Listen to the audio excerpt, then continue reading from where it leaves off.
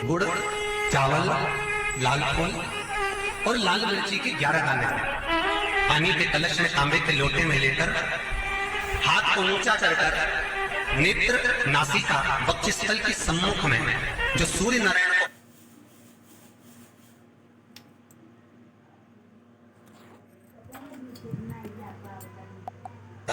जो सूर्य को अर्घ रविवार के दिन शिव पंचायत में गुड़, चावल, लाल फूल और लाल मिर्ची के 11 दाने पानी के कलश में तांबे के लोटे में लेकर हाथ को ऊंचा कर नेत्र नासिका वक्षस्थल के सम्मुख में जो सूर्य नारायण को अर्घ देता है, जल चढ़ाता है। पर जो सूर्य को अर्घ रविवार के दिन दे देता है, अगले रविवार तक पैसे की आवक करना प्रारंभ हो जाता है। शिव महापुराण वर्णन करती है किसी भी छठ के दिन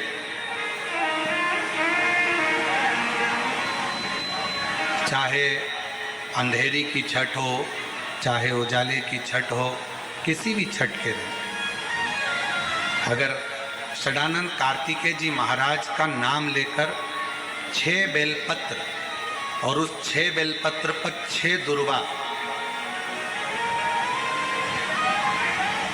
6 पुष्प, 6 अक्षत के दाने रखकर षडानंद कार्तिकेय बाबा के स्मरण कर कर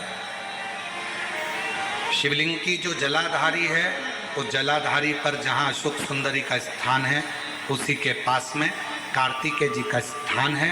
किसी भी छठ पर यदि आप बाबा को वो बेलपत्र, वो दुर्वा, वो पुष्प, वो अक्षत का दाना 6 समर्पित करते हैं, किसी भी छठ के दिन, षष्ठी के दिन स्कंद भगवान का नाम लेकर, स्कंदेश्वर बाबा का नाम लेकर, कार्तिकेय बाबा का नाम लेकर यदि समर्पित करते हैं तो जिंदगी में कितना भी कर्जा हो, वो कर्जा 3 महीने के अंदर समाप्त होता ही है।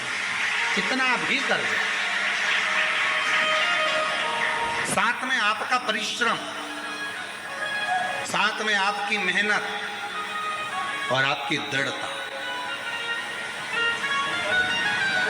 क्या होता है, लोग सोचते हैं कि हमने शंकर जी को बेलपत्र समर्पित कर दी तो कर्जा चूकेगा, पर साथ में मेहनत भी करना। अगर आप मानते हैं कि पूरी कथा का इसमें दुनिया के कई लोग हैं हमारी कथाओं को आधा काटते हैं, आधा भेज देते हैं। गुरुजी ने कहा कि बेलपत्र पर शेर लगाकर चढ़ाओ, पर गुरुजी ने साथ में कहा कि रात दिन एक करो, पढ़ाई पूरी करो, आधी बात काट देते, आधी बात दिखा देते, पर उसका हमको कोई फर्क नहीं पड़ता है।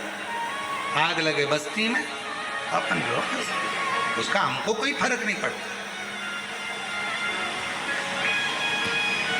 क्योंकि दुनिया का काम है गलत चीजें जनमानस में देना, जिससे बदनामी हो, अपशब्द बोले जाए, ताने दिए जाए, गालियां दी जाए। ये दुनिया की रीति है। बहुत आते हैं दिन भर में, कहीं कोई दबाव देने के लिए आता है, हम तुम्हारी बदनामी करेंगे, हमको 1 करोड़ दो, हम ये छप्पा देंगे, हम वहाँ से आएंगे, हम ऐसा कर जाएंगे, हम वैसा कर जाएंगे। बहुत आते, दिन भर का काम है इनका, रोज का यही काम है, हमें ये करो, हमको वो करो।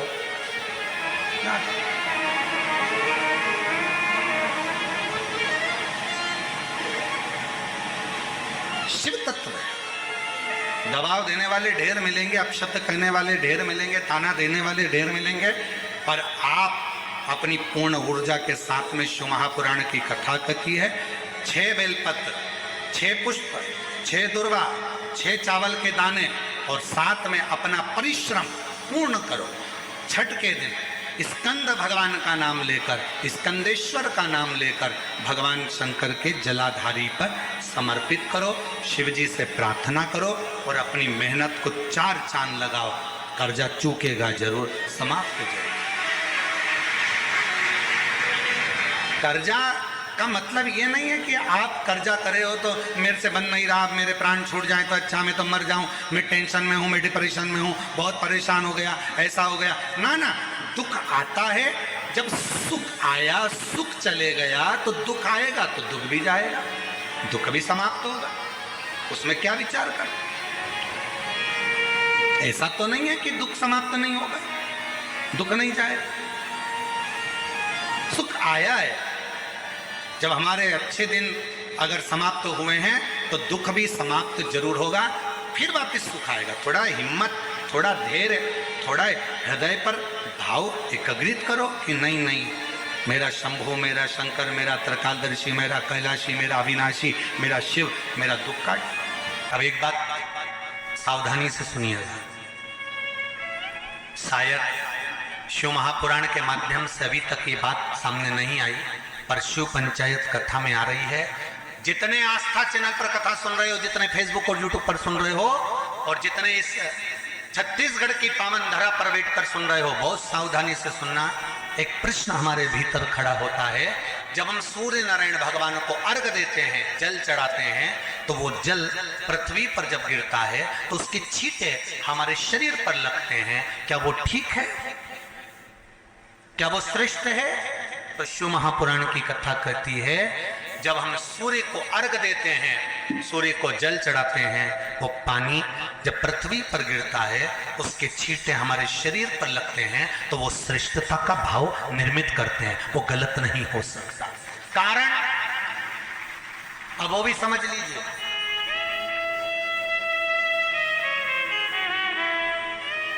अब सूर्य नारायण भगवान को आप जल चढ़ा रहे हो तो छींटे नहीं लगे, उसके लिए क्या स्टूल पे चढ़ के चढ़ाओगे कि कुर्सी पे चढ़ के चढ़ाओगे? अरे बोलो तो सही।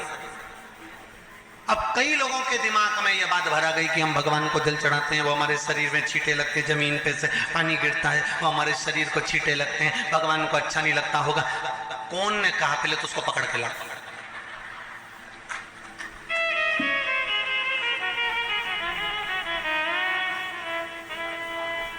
क्योंकि मेरे राम जी महाराज, मेरे भगवान कृष्ण,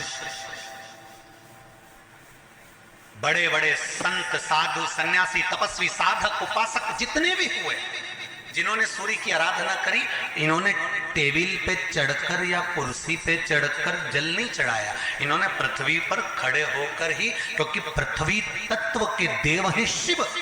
जब हम मृत्यु लोक पर खड़े होकर, पृथ्वी पर खड़े होकर भगवान शंकर का भाग पृथ्वी तत्व को धारण कर कर जल को हाथ में लेकर जब समर्पित करते हैं, और जो जल नीचे गिरता है वो शरीर पर अगर लगता है तो हमको उसका आशीर्वाद ही प्राप्त होता है, दोष नहीं लगता। और लोगों ने इसको विपरीत कर दिया कि कौन ने विपरीत करा? कई लोगों ने इसको विपरीत कर दिया। कौन ने विपरीत करा? तो जो दूसरे धर्म के लोग होते हैं, जिनको हिंदू धर्म से नफरत होती है और जो हिंदू धर्म की पूजन, सेवा, अर्चना को समाप्त करना चाहते हैं, वो धीरे धीरे धीरे धीरे कहने लगे कि सूर्य को जल चढ़ाओगे तो शरीर में लगेगा, शरीर में लगेगा तो दोष लगेगा। इसको कह कहकर घर घर में सूर्य को जल चढ़ाना लोगों ने बंद कर दिया कि आप जल चढ़ाएंगे तो दोष लगेगा, शरीर पे छींटा लगेगा, शरीर को ऐसा लगेगा। ये दोष नहीं है। कितनी सुंदर बात है महाराज। सूर्य नारायण भगवान को जब जल चढ़ाया जाता है, हाथ सिर से 8 इंच की दूरी पर होना चाहिए। जम के बोलिए, सिर से कितना ऊंचा होना चाहिए? 8 इंच ऊपर अपना हाथ होना चाहिए मस्तक से सूर्य को जल चढ़ाते समय। और ना चांदी का, ना स्टील का, न लोहे का, न प्लास्टिक का, न कांच का, न सोने का कोई बर्तन, न कांसे का, न एल्युमिनियम का, न पीतल का, केवल एक पात्र होना चाहिए, वो है तांबे का। काय का पात्र होना चाहिए? तांबे का पात्र। और सूर्य नारायण भगवान को जब 8 इंच ऊपर तुम्हारा हस्त है, और जब हम सूर्य को जल चढ़ा रहे हैं, कैसे जल चढ़ाना है वो भी समझ लीजिए। अगर कोई कैंसर का मरीज है, जिसके चेस्ट में कैंसर आ गया हो, लेफ्ट में, राइट में कहीं पर कैंसर आ गया हो, या कोई गठान आ गई हो, तो महाराज आप जल चढ़ाते समय उस जल की धार को सूर्य भगवान को जब चढ़ा रहे हो तो धार आपकी गठान की ओर जाना चाहिए, जिससे सूर्य की किरण उस जल में से आपके उस स्थान पर पड़े, उस जगह पर पड़े जहां पर गठान है। महाराज आप लगातार जल तो चढ़ाना चालू करो, अच्छे अच्छे डॉक्टर फेल हो जाएंगे और कह देंगे गठान ठीक हो गया।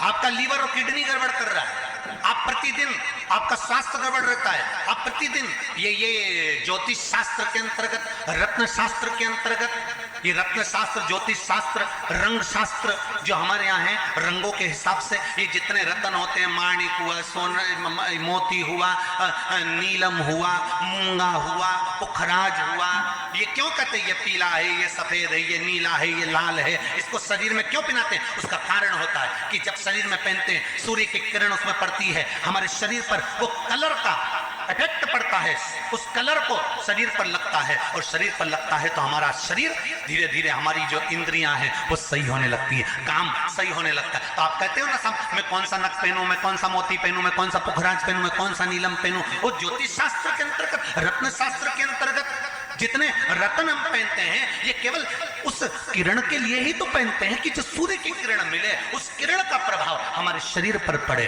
तो इन सबसे अच्छा है कि सुबह शंकर भगवान का नाम लो, तांबा का लोटा में जल भरो, 8 इंच ऊपर सिर से हाथ होना चाहिए, और सूर्य नारायण भगवान का दर्शन साधारण नहीं, जो जल तुम चढ़ा रहे हो वो जल की जो धार आ रही है उसमें सूर्य का दर्शन होना चाहिए, तो कैंसर की बीमारी कभी नहीं हो सकती।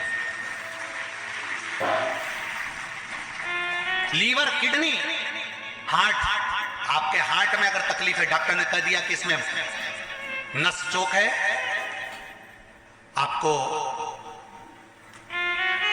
कहीं ना कहीं छल्ला डलेगा, आपको कह दिया इसमें कुछ ना कुछ प्रॉब्लम आ रही है, आप सूर्य को अर्घ देना चालू कर दो, सूर्य को जल चढ़ाना चालू कर दीजिए। आप सूर्य को जल चढ़ाओ, वो जल की जो तरंग आ रही है, वो जल जो निकल कर जा रहा है, उसकी जो किरण आपके हृदय पर, आपकी छाती पर पड़ रही है, नाड़ियों में पड़ रही है, नसों में पड़ रही है, उसका बल देखो तो सही।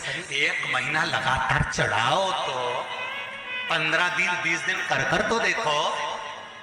क्यों राम जी महाराज जल चढ़ाते थे, क्यों भगवान कृष्ण जल चढ़ाते थे सूर्य को, क्यों दशरथ जी महाराज जल चढ़ाते थे, क्यों कश्यप ऋषि जल चढ़ाते थे सूर्य को, सारे 33 कोटि देवता, सारे ऋषिवर, साधु संत सन्यासी तपस्वी साधक उपासक सब भगवान सूर्य को अर्घ दिया करते थे। क्यों देते थे,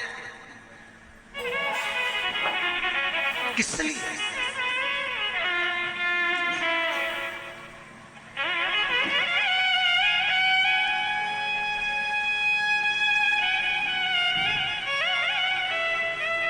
सूर्य नारायण भगवान को जल चढ़ाते समय आपके पंजों की एड़ी ऊंची नहीं होना चाहिए, ध्यान दीजिएगा। आपका पंजा पांव का पूरा जमा होना चाहिए भूमि पर। हाथ कितने इंच ऊपर? 8 इंच ऊपर होना चाहिए। जल जो गिरे, सूर्य की किरण, सूर्य का दर्शन उस जल की रोशनी में करना चाहिए। क्या होगा उससे?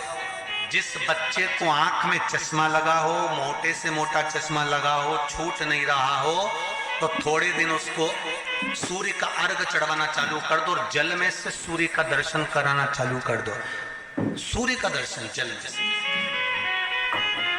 2 महीना, 2.5 महीना बहुत है, आंख की रोशनी बढ़ जाएगी,